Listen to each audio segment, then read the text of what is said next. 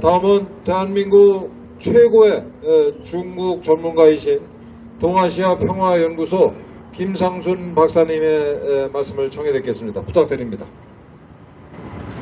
안녕하세요. 김상순입니다. 저는 89년에 대만을 가서 대만대 사회학연구소 석사를 하고 한 5년 정도 있었고요. 대만에 대한 공부를 많이 했죠. 그리고 들어와서 95년부터는 삼성 SDI에서 심천법인, 천진법인 6억 불, 4억 불 프로젝트를 기획 담당을 하고 조직 관리를 하고 공장 2개를 세웠고요. 그 이후에도 중국에서 다른 그 중견기업들에서 홍콩, 심천, 천진 이런 쪽에서 공장을 3개 해서 공장만 한 5개 정도 세웠습니다. 네. 그리고 북경대에서 뒤늦게 북경대에서 국제관계학 박사를 했습니다.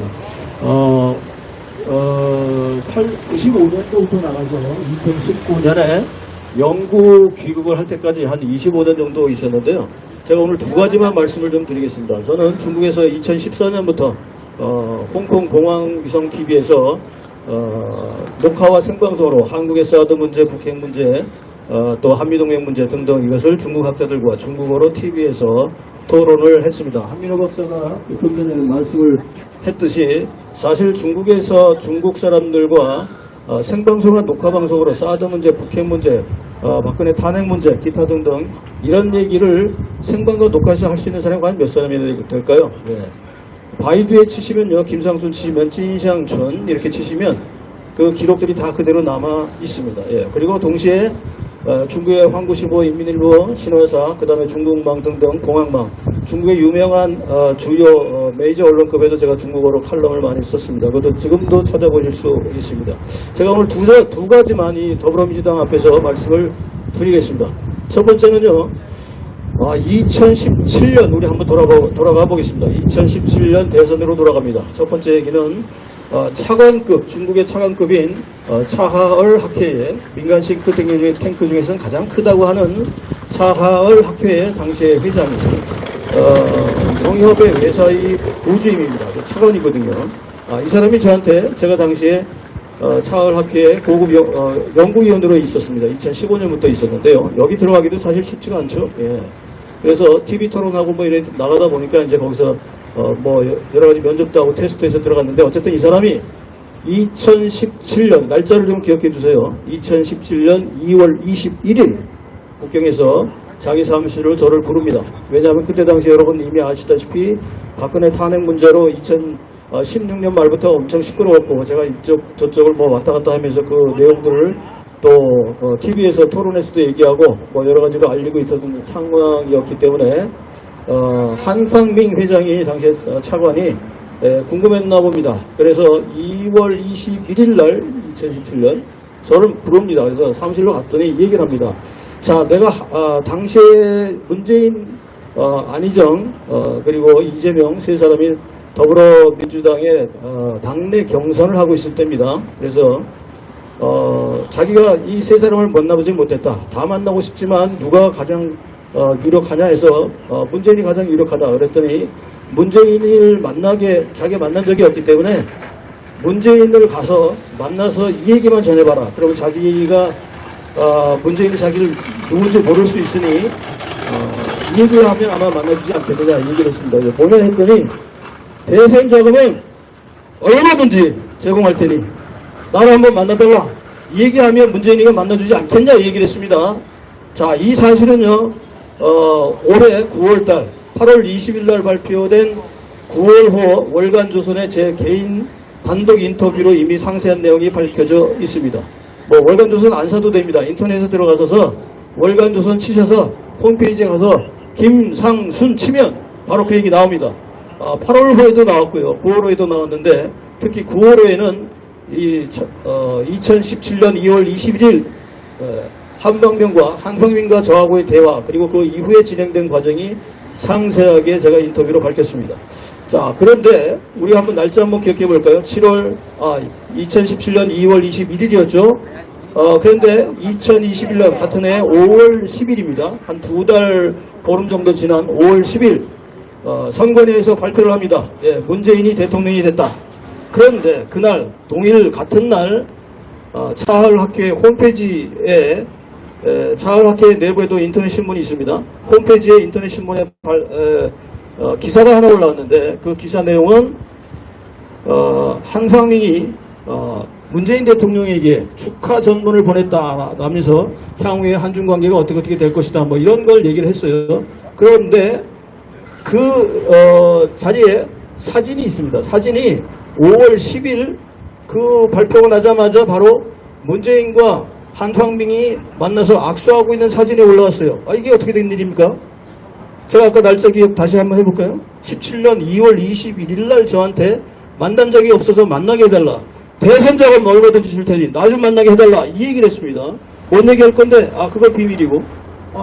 그 뒤에 5월 10일 날 이미 사진이 찍혀서 내가 문재인이한테 축하 전문을 보냈다. 한중 관계 앞으로 잘 될 거다. 이 얘기를 인터넷 언론에 썼습니다. 그리고 홈페이지에 올렸습니다. 그렇다면 2월 18일부터 5월 9일까지 2달 보름 동안 도대체 무슨 일이 있었을까요? 네. 지금 이 자리에서는 또 시비 걸려고 할 것이 분명하기 때문에 추측되는 이름은 밝히지 않겠습니다만 그 대신 힌트를 하나 드릴게요. 여러분들이 시간이 나시면요 2017년 2월 18일부터 5월 9일까지 한상민 한국에 검색을 하셔가지고 누가 이 사람하고 사진을 찍었는지 어떤 행사를 했는지 어디에서 누구를 만났는지 이걸 찾아보시면 바로 그 안에 사진 안에 답이 있습니다. 또 하나 팁. 한상민이 지금 아직도 운영하고 있는 차을학회 그 홈페이지에 가면요. 저는 이제 그 싱크탱크 학사이기 때문에 연구위원회에서 다시 또 실적이 좋으니까 고급 연구위원으로 지금도 재직하고 있습니다만 물론 돈 받는 건 없어요. 이 발표하고 연구 논문 쓰고 이럴 때 이제 그 사료비로 나오는 게 있고요. 연구비 받는 것도 없습니다. 그리고 그 사진에 보면 그 홈페이지에 보면 국제자문위원이라고 하는 한자도 똑같아요. 이 국제자문위원이라고 하는 데 있습니다. 거기에 들어가 보면 사진이 쭉 나와 있는데 아마 낯익은 얼굴들이 우리 정치인들 중에 나옵니다. 국회의장, 부회장까지 했던 사람이 거기에 국제자문위원으로 있습니다. 이게 도대체 무슨 얘기죠? 이 사람이 중국어 전공도 아니고 중국 전공도 아니고 이거 외교위원회 이런 데 있는 사람도 아니에요. 근데 왜 그 사람이 거기 있을까요? 그리고 아주 자주 나옵니다. 이 두 가지 팀만 해도 누군지 아마 대충 짐작이 가실 겁니다. 물론 제 입으로 딱 얘기할 수 있지만 시비거리가 요즘 하도 많아서 안 하겠습니다. 근데 여러분 찾으시면 돼요. 이미 기자한테는 제가 기자나 이런 쪽에는 제가 이제 얘기를 해놨는데 아마 추가 조사를 아마 하고 있을 거예요. 여러분들 좀 지나고 나면 다 밝혀집니다. 이거 다 밝혀져요. 제가 이거 근데 하나 또 문제는 이번 국감에서도 이런 얘기를 좀 건드려야 되는데 국힘에서도 멍청한 것들이 아무것도 안 건드려. 더불어민주당 내부에서도 자성하셔야 됩니다. 아니 우리가 이렇게 중국에 그렇게 빌빌거려야 됩니까? 대선 자금까지 받아야 됩니까? 내가 한방명한테 그 얘기했어요. 한방명한테 야 민주당이 돈 억수로 많다. 돈 얘기하지 마라. 네. 그리고 이거는 나중에도 문제가 될 수 있기 때문에 이런 건 하지 마라고 사실상 제가 그때 당시에 거절을 했습니다. 그런데 그 뒤에 도대체 누구하고 어떻게 연결돼서 만났는지 이거 희한하지 않습니까? 네. 그 얘기를 지금 전합니다. 그래서 여러분들이 지금 중국 공산당이 물론 당연히 한상민 뒤에는 중국 공산당이 있습니다. 자기 혼자 그렇게 만날 수도 없고요. 허가를 다 막고 하는 거고요. 자 그렇다면 한상민이 중국에서 한국으로 와서 지금까지 2015년 이후부터 지금 올해까지 2015년 이후부터 올해까지 얼마나 많은 사람들을 만나고 다니는지 중국 대사보다도 더 많이 만나고 다녔어요. 그래서 중국 대사보다도 더 많은 사람들을 만나고 다니는데 그 사진들을 다 보시면 거기에 많이 자주 나오는 사람들이 있어요. 정치 브로커도 있고 또 국회의장, 부회장 한 사람도 있고 지금 또 국회의장도 또 만나고 있어요. 또 제가 이제 8월 20일 날 그 발표를 하고 난 다음에 8월 22일 날 한방명이 8월 21일 날 서울에 갔어요. 그리고 8월 22일 날 뭐가 생겼습니까? 서울에서 사단법인입니다. 이게 사단법인인데 웃기지도 않아. 이게 바로 아까 좀 전에 누가 말씀하셨던 한민호 대표가 말씀하셨던 한중동맹입니다. 한중동맹, 동행. 한중동행에 무려 민주당 국회의원들이 70여 명이 넘어요. 희한하지 않습니까, 이거? 한중동행이 무슨 동행이에요?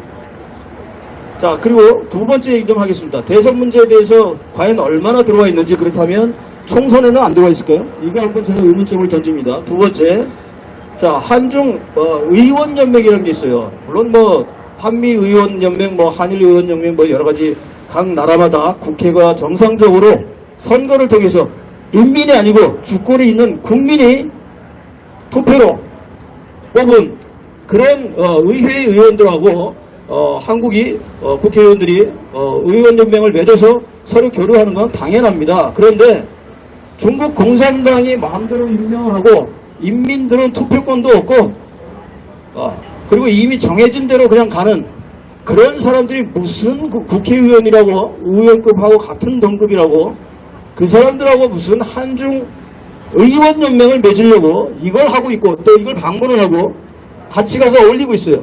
이건 뭐 국격이도 안 맞을 뿐더러 국회의원 당신들 도대체 의전을 압니까 모릅니까? 의전 대우 그렇게 받으면서 아니 그래 겨우 공산당 쫄개로 아무도 알아주지 않는 인민들은 무슨 얘기하는지 아십니까? 저 사람 언제 뽑았어? 이런 얘기합니다. 백보다 안 붙었어. 나도 몰라. 이런 얘기를 하고 있는데 이 사람들이 과연 국회의원하고 당신들하고 우리 국민들이 뽑아준 그 국회의원 그 자격으로 이런 사람들 만나고 같이 무슨 의원연맹이에요 여러분. 돌대가리에 앉아가지고 격식 따질 때는 언제고 거기 가서는 격식 안 따집니까? 관무대가 그렇게 좋습니까? 더불어민주당의 70여 명 이상 되는 한중 동행에 참가한 이 사람들 반성하시고요. 국민들도 이 사람들에 대해서는 다음부터는 절대로 찍어주지 않으면 됩니다. 절대 찍어주면 안 됩니다 여러분. 오늘 다행히도 저는 이 자리에서 놀랐는데 박지원 의원께서 간첩법을 다시 개정을 해서 더더군다나 국힘보다 5명이나 국힘은 셋인데 오히려 더불어민주당에서 5명이나 그것도 중진급 의원인 박지원 의원이 나서서 이걸 발의를 했다는 것 자체가 그냥 쇼로 끝나지 않고 관철시켜 주시면 제가 다시 한번 박지원 의원에 대한 모든 그동안의 제 개인적인 고정관념을 한번 다시 생각해 보도록 하겠습니다. 감사합니다. 예, 김상순 박사님 감사합니다.